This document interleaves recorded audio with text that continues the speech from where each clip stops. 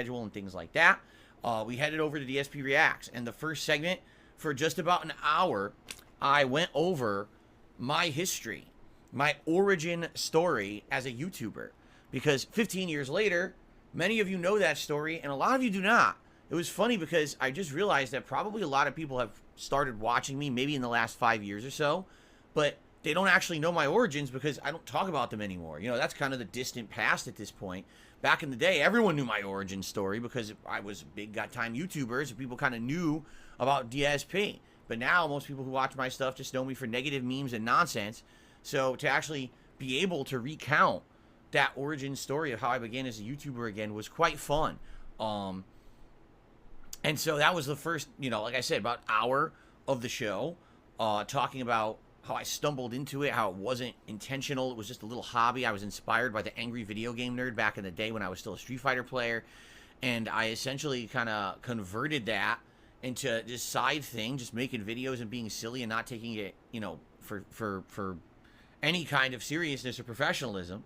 But then over time, eventually turning that into my job when a lot of stuff in my life kind of fell apart, and just stumbling into internet success because it was never an intentional thing. It just kind of happened organically. And how during that process, there's a lot of resentment. At one point I was well known in the fighting game community, and then the fighting game community essentially turned on me when I became a popular YouTuber because they didn't like that. And there was a lot of things there that I discussed. So basically, like I said, about an hour video. It was fun to recount my history and all of that.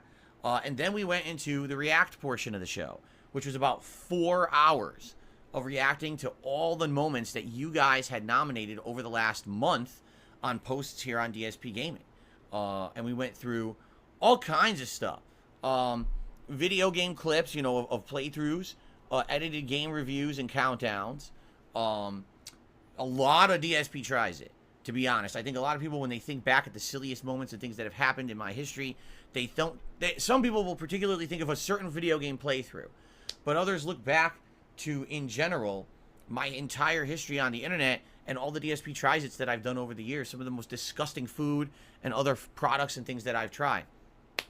We did a lot of that. There was a lot of co-op stuff with John Rambo, which I'm not surprised because that was some of our best stuff that ever had been put out, was the natural give and take back and forth that John and I had, that chemistry when we did our co-op commentary over gameplay, right? So there was quite a lot of fun. It was a good event. And then in addition to that, an amazing meal made by my wife. That was a huge spread of kind of Americana style food. There was slow cooker barbecue chicken. There was homemade mashed potatoes. There was homemade baked beans that she had made of her own original recipe. And then homemade cornbread from scratch.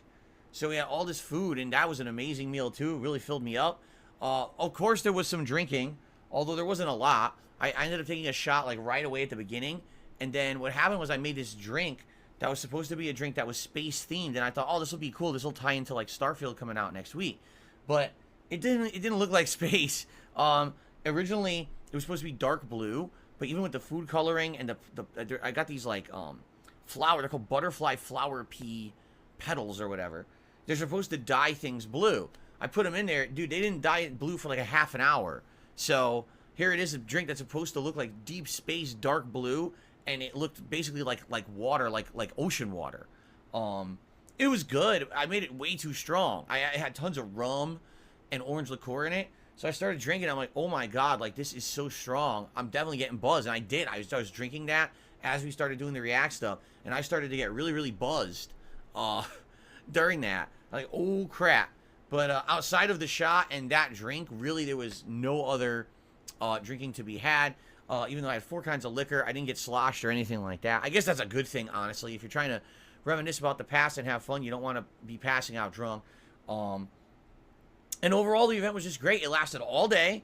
We started at 10:45 in the morning, did our usual podcast, headed over to the React channel, and then all over the course of the day to like 8 p.m.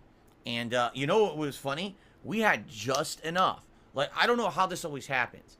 I swear, every time that we're going to have like a big event like this, and I tell you guys, hey, please nominate clips, nominate moments, nominate this, I'm always worried we're not going to have enough. I think the members had nominated something like 20 to 30 moments, and then the standard viewers that weren't members had nominated like 15. We had like 50 clips to watch.